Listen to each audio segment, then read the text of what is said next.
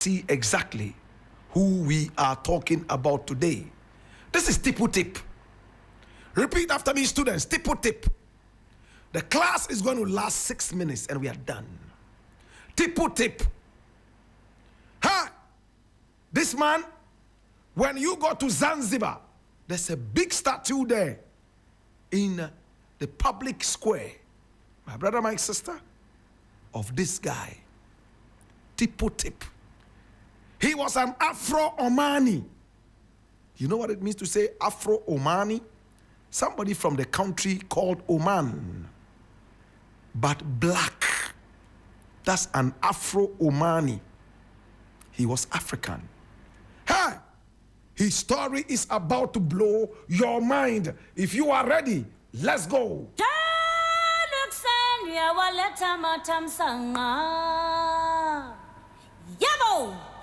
Tippu Tip.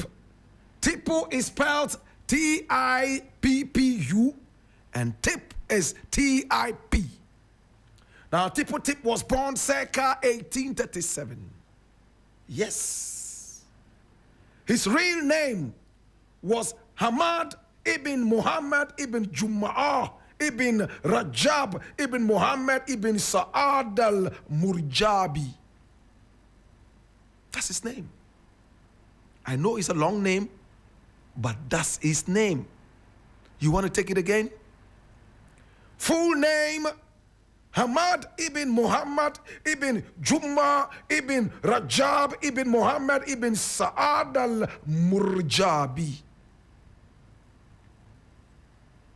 Simply known as Tippu Tip. As you see here, Tippu Tip was a Muslim. He was an Afro-Omani. And he dealt in ivory, the tusk of the elephant. He became one of the wealthiest individuals in Oman and the whole of the sub-region. I beg your pardon, Zanzibar, including the rest of the sub-region. He became one of the wealthiest. My brother, my sister, he had a plantation. And this was a plantation of cloves. C-L-O-V-E-S. Cloves. Some people say cloves. My brother, my sister, a whole plantation. And so many people came in there to buy. He was also an explorer who explored the whole region and came all the way to the present-day Ghana to trade. In fact, he was also a governor. He was a sultan. My brother, my sister, he worked as a sultan and a governor. My brother, my sister, he was the sultan of Kasongo. I'm sure it's ringing a bell in your ear. Some of you are hearing Kasongo for the first time as in a country. You only hear it on social media. Kasongo, hey, Kaberi Nanga. You hear it a lot on social media. But this is Kasongo. My brother, my sister, in Minima. And where do we find Kasongo? Kasongo is a town and a territory in the Minima province of the east of the Democratic Republic of the Congo. It is called Kasongo.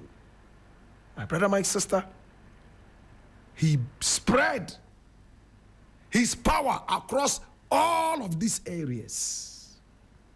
Hey, he had a profitable trading venture that spread all the way to Central Africa, including the Congo Basin.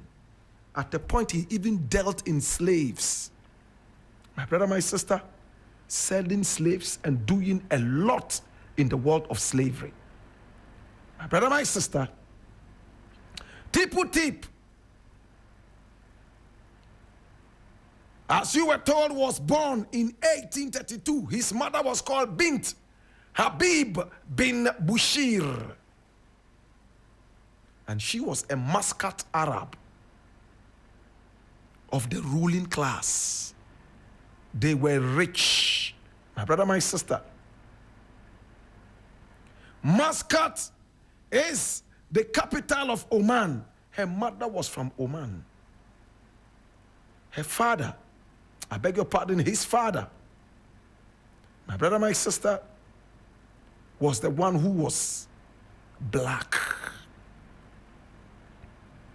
Yes. He settled in Zanzibar.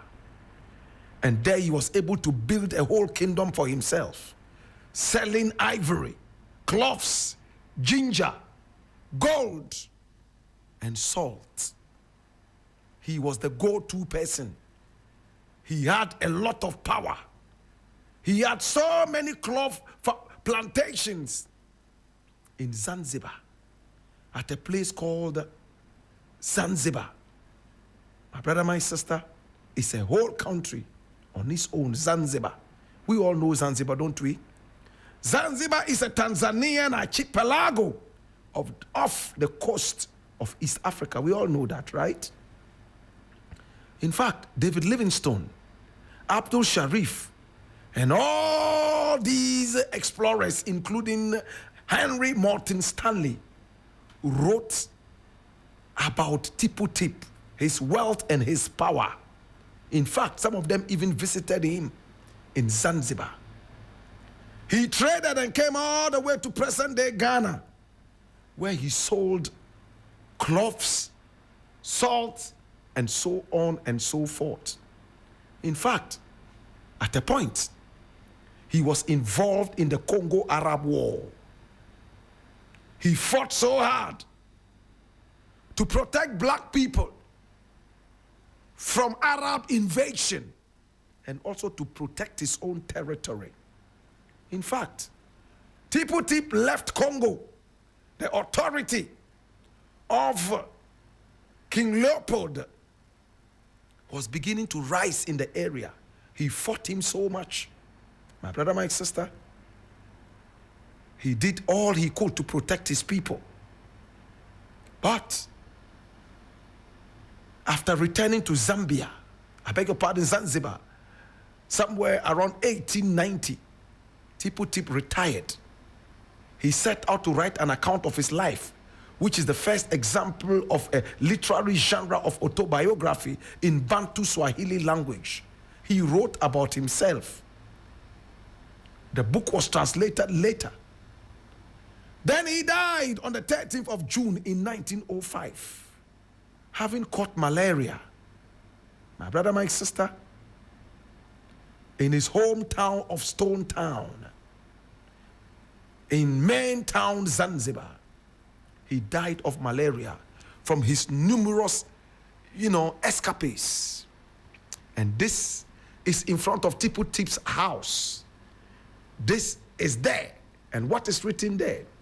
Residence of the famous Arab trader, Hamad bin Muhammad bin Murjibi. That's Tippu Tip, who built up a large trading empire in the Eastern Congo in the 19th century. With Belgian colonization of the Congo, he returned to Zanzibar, where he acquired many cloth plantations and built his house. He died in Zanzibar in 1905, 4 years before Kwame Nkrumah was born, and was buried nearby. My brother, my sister, his house was a story building, huge and big. Today we remember Tippu Tip. Yes, he was involved in slave trading, but he was a businessman who believed in agriculture, believed in mining, and in fact, he also protected his people from Arab invasion. But in the Congo, where he did a lot, Leopold II took over and he had to return to Zanzibar, where he lived and died and was buried here. You can see his grave here.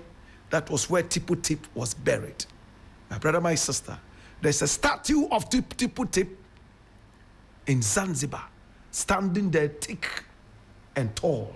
Today we remember this man. He dealt in slave trade, which was too bad. But he also did some things that helped black people in the Congo and also in Zanzibar. We remember you today.